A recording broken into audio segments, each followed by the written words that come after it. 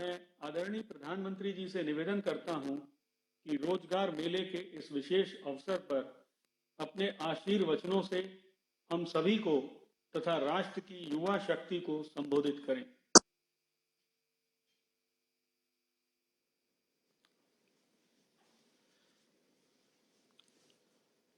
नमस्कार।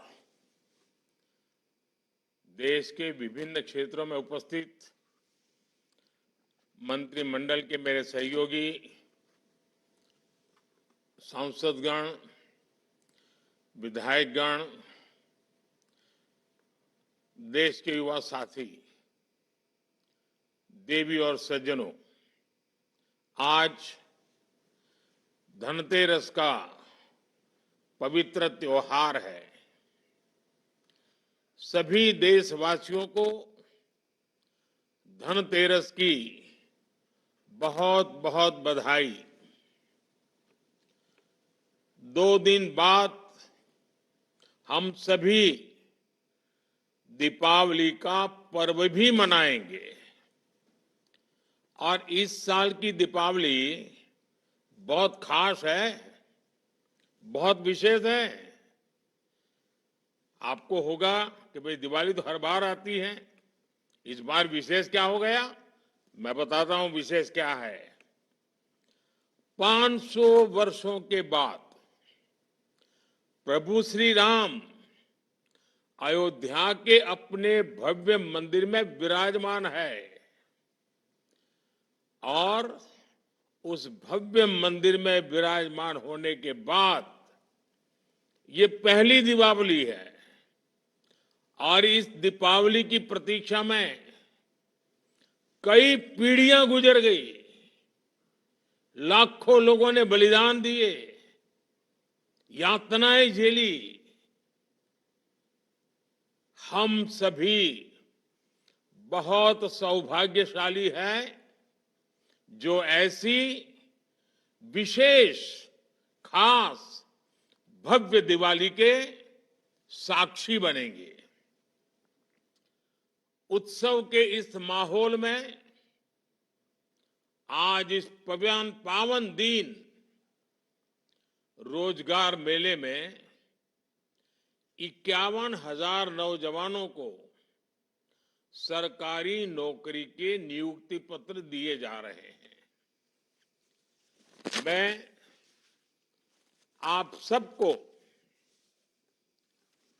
बहुत बहुत बधाई देता हूं, शुभकामनाएं देता हूं।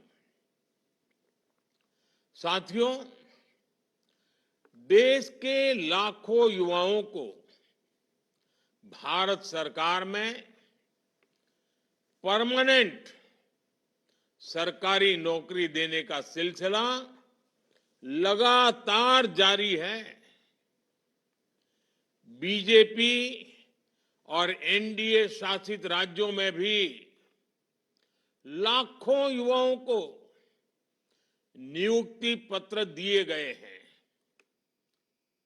और अभी हरियाणा में तो नई सरकार बनते ही 26,000 युवाओं को नौकरी का उपहार मिला है। और आप में से जो हरियाणा से परिचित होंगे उनको पता है, इन दिनों हरियाणा में एक उत्सव का माहौल है, नौजवान प्रसन्न है। और आपको पता है, हरियाणा में हमारी सरकार की पहचान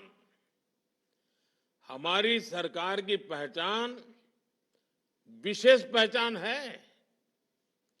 वहां की सरकार की पहचान है, वो नौकरी देती तो है लेकिन बिना खर्ची, बिना पर्ची वहां नौकरी देती है। मैं आज हरियाणा सरकार में नियुक्ति पत्र पाने वाले 26,000 नौजवानों को भी विशेष बधाई देता हूं। हरियाणा में 26,000 और आज इस कार्यक्रम में 51,000।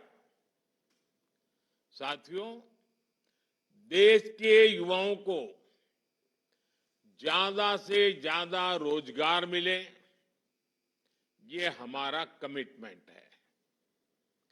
सरकार की नीतियां और निर्णयों का भी रोजगार सृजन पर सीधा प्रभाव होता है। आज expressway, highway, road, rail, port, airport, fibre line बिछाने का काम, देश के कोने कोने में मोबाइल टावर लगाने का काम, नए नए उद्योगों का विस्तार, देश के कोने कोने तक, कोने कोने में हो रहा है। नए इंडस्ट्रियल शहर बनाए जा रहे हैं। पानी की पाइपलाइन, गैस की पाइपलाइनें बिछाई जा रही है। बड़ी संख्या में स्कूल, कॉलेज, यूनिवर्सिटी खोले जा रहे हैं। इंफ्रास्ट्रक्चर पर पैसे खर्च कर सरकार लॉजिस्टिक्स की लागत कम करने की कोशिश कर रही है।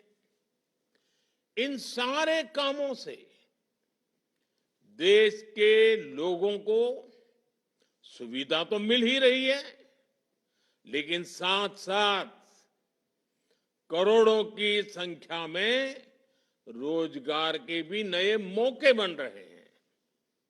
साथियों, अभी कल ही मैं वडोदरा में था। वहां मुझे डिफेंस सेक्टर के लिए एयरक्राफ्ट बनाने वाली फैक्ट्री का उद्घाटन करने का अवसर मिला। इस फैक्ट्री में हजारों लोगों को प्रत्यक्ष रूप से रोजगार मिलेगा, लेकिन नौकरी के जितने अवसर तैयार होंगे, उससे कहीं ज्यादा एयरक्राफ्ट के लिए जो स्पेयर पार्ट चाहिए, वो स्पेयर पार्ट बनाने के लिए बहुत सारे छोटे छोटे छोटे कारखानों की जाल जरूर बनेगी। बहुत सारे छोटे छोटे कारखानों से उसको बना करके सप्लाई किया जाएगा। ये पार्ट्स देश के कोने कोने में हमारे जो एमएसएमई है ना, वो बनाएंगे। नए एमएसएमई आएंगे। एक एयरक्राफ्ट में 15 से 25 हजार तक छोटे बड़े पुर्जे होते हैं, पार्ट्स होते हैं। यानी एक एक फैक्ट्री की डिमांड पूरी करने के लिए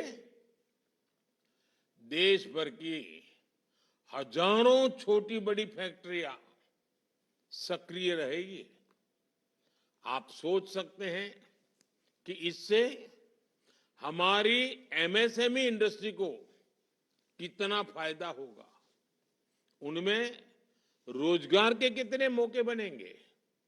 साथियों, आज जब हम कोई योजना लॉन्च करते हैं तो हमारा फोकस सिर्फ लोगों को मिलने वाले लाभ पर ही होता है, ऐसा नहीं है। हम बहुत बड़े दायरे में सोचते हैं, बल्कि हम उसके माध्यम से रोजगार सृजन का पूरा इकोसिस्टम भी डेवलप करते हैं। जैसे पीएम सूर्यघर मुफ्त बिजली योजना। अब यूं तो लगता है कि अब लोगों को मुफ्त बिजली मिले, इसके लिए योजना आई है, लेकिन उसकी बारीकी में जाएंगे तो क्या दिखेगा। अब देखिए, पिछले 6 महीने में 1.25 करोड़ 1.5 करोड़ करीब करीब लोगों ने, ग्राहकों ने इस योजना के लिए अपना रजिस्ट्रेशन कराया है। 9,000 से ज्यादा वेंडर्स योजना के साथ जुड़ चुके हैं। जो ये फिटिंग का काम करेंगे। 5 लाख से ज्यादा घरों में सोलर पैनल लगाए जा चुके हैं। आने वाले दिनों में इस योजना के तहत एक मॉडल के रूप में देश के अलग अलग कोने में 800 सोलर विलेज बनाने की तैयारी है। अब तक 30,000 लोगों ने रूफटॉप पर सोलर इंस्टॉलेशन की ट्रेनिंग ली है। यानी इस एक योजना ने मैन्युफैक्चरर्स, वेंडर्स, असेंबलर्स और रिपेयरर्स के लिए रोजगार के लाखों नए अवसर तैयार कर दिए हैं। पीएम सूर्यघर मुफ्त बिजली योजना से देश में रोजगार के लाखों नए अवसर बनने जा रहे हैं। साथियों, मैं एक और उदाहरण देता हूं आपको, और मैं आज छोटे छोटे गांव से जुड़े उदाहरण दे रहा हूं आपको। अब खादी की चर्चा तो हमारे देश में आजादी के समय से हो रही है, लेकिन आज खादी ग्रामोद्योग क्या कमाल कर रहा है। पिछले 10 वर्षों में हमारी सरकार की नीतियों ने खादी ग्रामोद्योग इसकी पूरी तस्वीर ही बदल दी है। और तस्वीर ही बदली ऐसा नहीं है, गांव के इस काम से जुड़े लोगों की तकदीर भी बदल दी है। आज 1 साल में खादी ग्रामोद्योग 1.5 लाख करोड़ रुपए से ज्यादा का कारोबार कर रहा है। अगर 10 साल पहले की स्थिति से तुलना करें, जैसे अभी डॉक्टर जितेंद्र सिंह जी सरकारी नौकरी के पुराने और नई सरकार के आंकड़े दे रहे थे, कितने चौंकाने वाले थे आप देखिए। मैं यहां एक और बात बता रहा हूं, अगर हम यूपीए की और एनडीए की सरकार की तुलना करें खादी के संबंध में, तो आज खादी की बिक्री यूपीए की सरकार से 400% तक ज्यादा बढ़ गई है। जब कारोबार बढ़ रहा है तो इसका मतलब है कि इससे जुड़े कारीगरों, बुनकरों, व्यापारियों को भी बहुत बड़ा फायदा हो रहा है।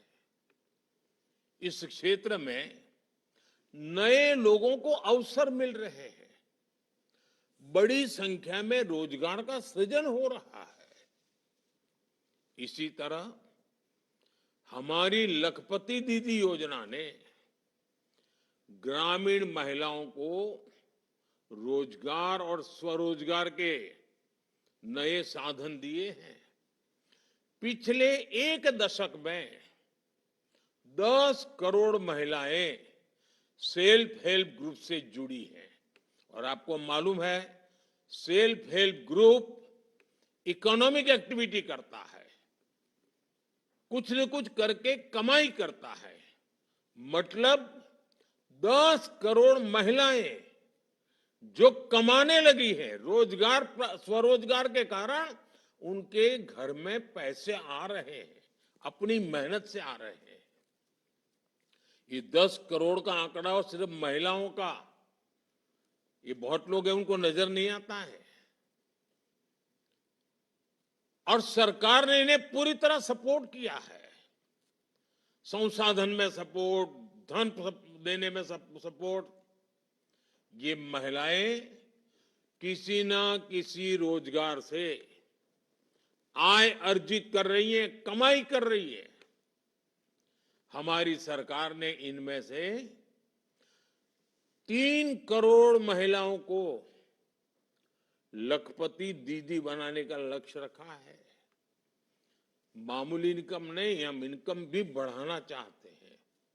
अब तक करीब 1.25 करोड़ महिलाएं लखपति दीदी बन चुकी हैं। मतलब उनकी एक साल की इनकम 1 लाख रुपए से ज्यादा हो गई है और ये हर वर्ष कमाने वाले हैं।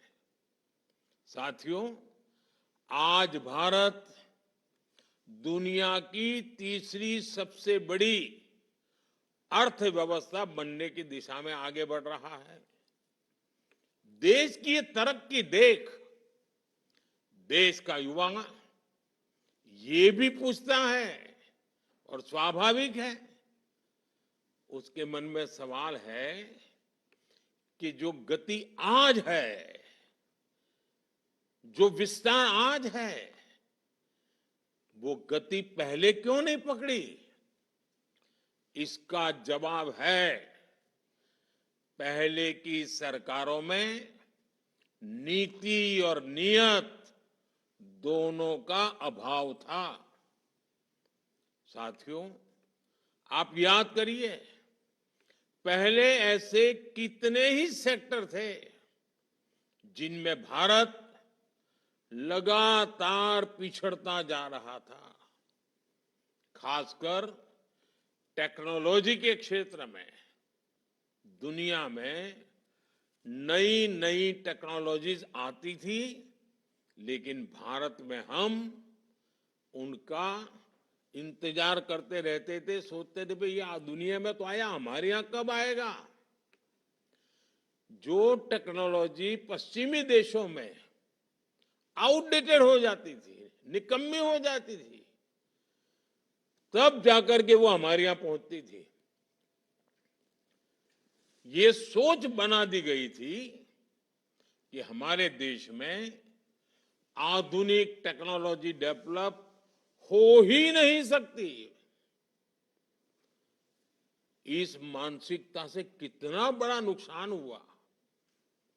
भारत न केवल आधुनिक विकास की दौड़ में पिछड़ता चला गया, बल्कि रोजगार के सबसे महत्वपूर्ण सोर्स भी हमसे दूर होते चले गए। आधुनिक विश्व में जिन उद्योगों से रोजगार पैदा होता है, जब वही नहीं होंगे तो रोजगार कैसे मिलेगा? इसलिए हमने पुरानी सरकारों की उस पुरानी सोच से देश को आजाद कराने के लिए काम शुरू किया है। स्पेस सेक्टर से लेकर सेमीकंडक्टर तक, इलेक्ट्रॉनिक्स से लेकर इलेक्ट्रिक व्हीकल तक, हमने हर नई टेक्निक में मेक इन इंडिया को आगे बढ़ाया। हमने आत्मनिर्भर भारत पर काम किया। देश में नई टेक्नोलॉजी आए, नए फॉरेन डायरेक्ट इन्वेस्टमेंट आए। इसके लिए हमने पीएलआई स्कीम लॉन्च की। मेक इन इंडिया अभियान और पीएलआई स्कीम ने मिलकर रोजगार सृजन की गति कई गुना तेज कर दी है। आज हर सेक्टर के उद्योगों को बढ़ावा मिल रहा है। इससे अलग अलग फील्ड के युवाओं के लिए नए मौके बन रहे हैं। आज देश में भारी निवेश हो रहा है और रिकॉर्ड अवसर बन रहे हैं। पिछले 8 वर्षों में 1.5 लाख से ज्यादा स्टार्टअप्स लॉन्च हुए हैं। आज भारत में दुनिया का तीसरा सबसे बड़ा स्टार्टअप इकोसिस्टम है। इन सारे सेक्टर्स में हमारे युवाओं को आगे बढ़ने का मौका मिल रहा है, उन्हें रोजगार मिल रहा है। साथियों, भारत के युवाओं की क्षमता बढ़ाने के लिए आज उनके स्किल डेवलपमेंट पर सरकार का बहुत फोकस है। इसलिए हमने स्किल इंडिया जैसे मिशन शुरू किए। आज सैकड़ों कौशल विकास केंद्रों में युवाओं को ट्रेनिंग दी जा रही है। हमारे युवाओं को एक्सपीरियंस और अपॉर्चुनिटी के लिए भटकना न पड़े, हमने इसकी भी व्यवस्था की है। प्रधानमंत्री इंटर्नशिप योजना के तहत भारत की टॉप 500 कंपनीज में पेड इंटर्नशिप का प्रावधान किया गया है। हर इंटर्न को 1 साल तक 5,000 रुपया प्रति माह दिया जाएगा। हमारा लक्ष्य है कि अगले 5 वर्षों में 1 करोड़ युवाओं को इंटर्नशिप का अवसर मिले। इससे युवाओं को अलग अलग सेक्टर्स में रियल लाइफ बिजनेस एनवायरनमेंट से जुड़ने का मौका मिलेगा। उनका ये अनुभव उनके कैरियर के लिए बहुत लाभकारी होगा। साथियों, विदेशों में भी भारतीय युवाओं को आसानी से नौकरी मिले, इसके लिए भी भारत सरकार नए मौके बना रही है। हाल में ही जर्मनी ने, आपने अखबार में पढ़ा होगा, जर्मनी ने भारत के लिए स्किल वर्कफोर्स स्ट्रेटेजी जारी की है। जर्मनी ने स्किल्ड भारतीय युवाओं को, जिनके पास हुनर है, ऐसे भारतीय युवाओं को हर वर्ष, पहले कभी 20,000 लोगों को वीजा मिलता था, इन्होंने ऐसे नौजवानों के लिए हर वर्ष 90,000 वीजा देने का तय किया है। मतलब 90,000 लोगों को वहां रोजगार के लिए जाने का अवसर मिलेगा। और इसका बहुत बड़ा फायदा हमारे युवाओं को होगा।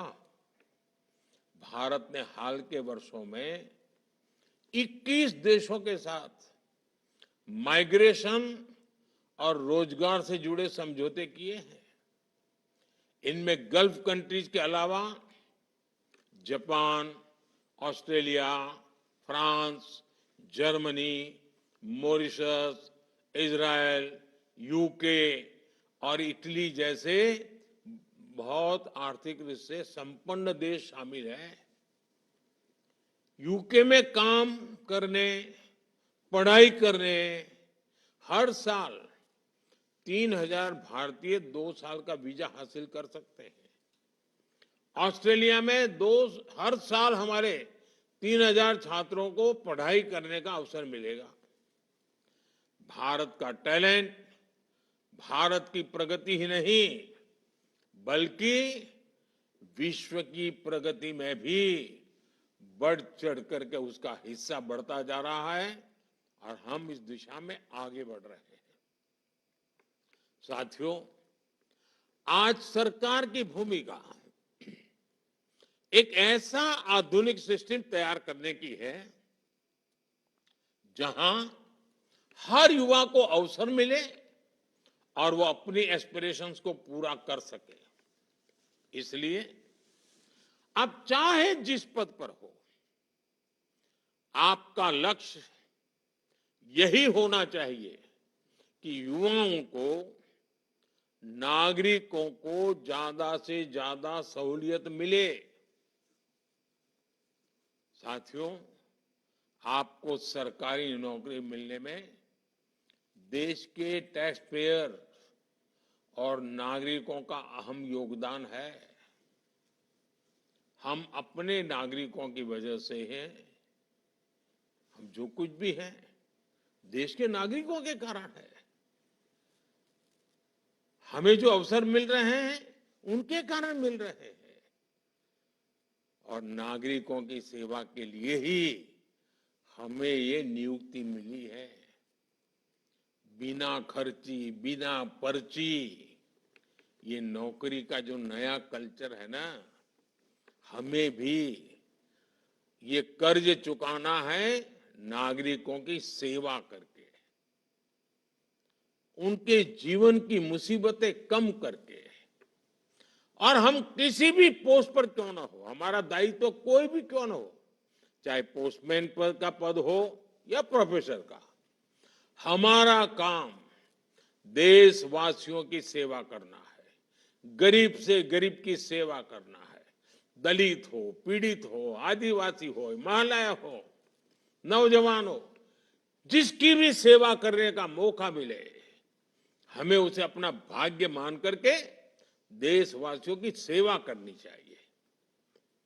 आप उस समय भारत सरकार में नौकरी के लिए आए हैं जब देश ने विकसित भारत का संकल्प लिया है।